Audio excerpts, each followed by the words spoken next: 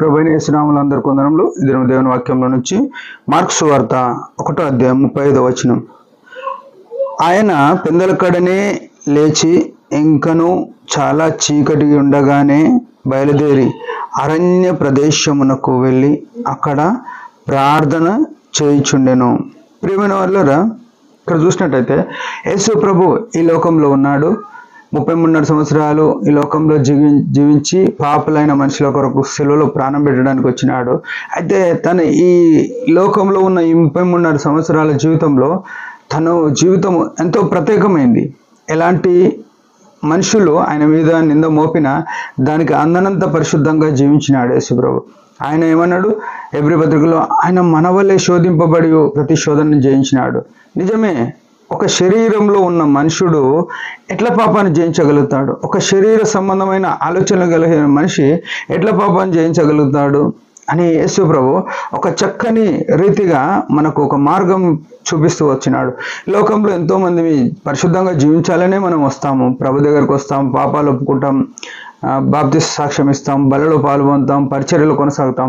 కానీ ఈ లోకంలో ఉన్న చుట్టూ ఉన్న శోధనలను బట్టి అనేక సార్లు పడిపోతూనే ఉంటాం. ప్రతి దినము పడిపోతూనే ఉంటాం. ఉదయం మొదలుకొని సాయంత్రం వరకు ఎన్నో విషయాల్లో, మాటలు, చూపులు, తలంపుహల్లో పడిపోయి దేవునికి ఆయాసకరంగా, దుఃఖకరంగా, దూరంగా బతికేవారమైనాం. అయితే యేసు ప్రభు ఈ లోకంలో శోధింపబడి కూడా అనేకమైన శోధనలు వచ్చినాయి, అనేకమైన ఎదిరింపులు వచ్చినాయి. ఆయన ఎక్కడ కూడా యేసు ప్రభు ఆయన 33 సంవత్సరాల జీవితంలో ఈ ఒక్క విషయంలో యేసు ప్రభు పడిపోయినాడు అని పట్టుకునేటోళ్ళు ఎవరు లేరు. ఈ బైబిల్ ఎంతో సవాలుగా ఉంది. యేసు ప్రభు జీవితం తెరిచిన పుస్తకంగా ఉంది. ఆయన ఒక్క అడుగులో, ఒక్క చూపులో, ఒక మాటలో, ఒక ఊహలో కూడా ఆయన పడిపోయినట్టు, తప్పిపోయినట్టు చూడలేం మనం. ఆయన పరిశుద్ధుడు.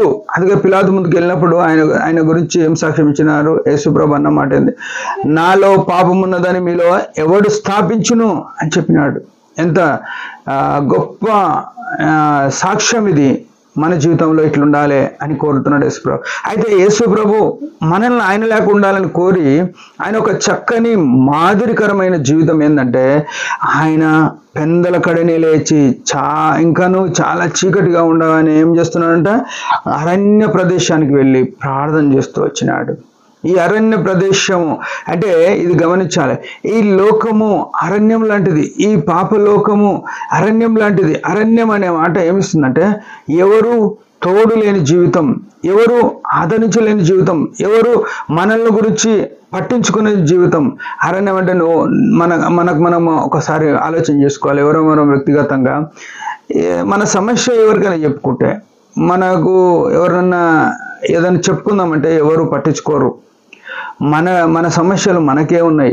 ప్రతి మనిషి కూడా ఈ లోకంలో ఎడారిలో ఉన్నట్టే, అరణ్యంలో ఉన్నట్టే ఒంటరిగా ఉన్నాడు. తన మనసులో ఎన్నో రకాల ఆలోచనలు వస్తున్నాయి, ఎన్నో రకాల కృంగుదలలు వస్తున్నాయి, ఎన్నో రకాల బలహీనతలు వస్తున్నాయి. వాటన్నిటిలో ఈ అరణ్యం లాంటి ఈ సమస్యలలో, ఈ అరణ్యం లాంటి ఈ లోకంలో, ఈ అరణ్యం లాంటి ఈ సమాజంలో మనుషులు ఒకరికొకరికి పట్టని పరిస్థితుల్లో, ఒకరికొకరికి పడరాని పరిస్థితుల్లో యేసు ప్రభు చూపించే మార్గం ఏంటంటే ప్రార్థన జీవితం. ఇంకా చీకటిగా ఉన్నప్పుడు, అంటే నేను నా జీవితంలో మంచి దినాలు లేవని చీకట్లో తిరుగుతున్నానని, ఇంకా నాకు సమస్యలే ఉన్నాయని, ఇంట్లో నాకు వెలిగే లేదు, ఈ చీకట్లో ఆందోళనలో ఉన్నాను, ఇంకా రాత్రిగా ఉంది నా జీవితం అని అనుకునే ఈ పరిస్థితిలో నీ జీవితంలో అంధకారం అలముటింపుకున్నప్పుడే నేను చేయాల్సిన పని ఏంటంటే మోకరించి ప్రార్థన చేయడం. యేసు ప్రభు ఏం చేస్తున్నాడు? చాలా చీకటిగా ఉన్నప్పుడు, ఇంకనూ చాలా చీకటిగా ఉన్నప్పుడే నీ జీవితంలో యేసు ప్రభు లేకుంటే వెలుగే లేదు. యేసు ప్రభు ధరించకపోతే మన బతుకు మారదు. ఆ యేసు ప్రభు దగ్గరికి మనం చీకటిలో ఉన్నప్పుడు, అంటే సమస్యలు ఉన్నప్పుడే, ఎవరు ఓదార్చని అరణ్య ప్రదేశం ఉన్నప్పుడే మన జీవితంలో యేసు ప్రభు పాదముల చెంతకు రావాలి. ఆయననే ప్రార్థన చేసినాడు తండ్రిని. అంటే మనము యేసు ప్రభువును కలుపుకొని తండ్రితో కూడా మనం ప్రార్థన చేయాల్సిన వారమైనాం. తండ్రి, కుమార, పరిశుద్ధాత్మ త్రిత్వం కలిసి ఎక్కడ 2 లేక 3 ఉంటారు వారి మధ్యన ఉంటానని యేసు ప్రభువును ఆహ్వానించి యేసు ప్రభు వల్లనే మనం కూడా ప్రార్థన చేస్తే మనకు వెలుగిచ్చేవాడైనాడు యేసు ప్రభు. ఆ వెలుగు కలిగి ఈ లోకంలో జీవితం. దేవుడి మాట దించిన ఒక చిన్న ప్రార్థన. పరమ తండ్రి, యేసు ప్రభు అతి శ్రేష్టమైన నామమున వందనాలు. ఉదయకాలం ఇచ్చిన ఆయుష్ను బట్టి స్తోత్రం.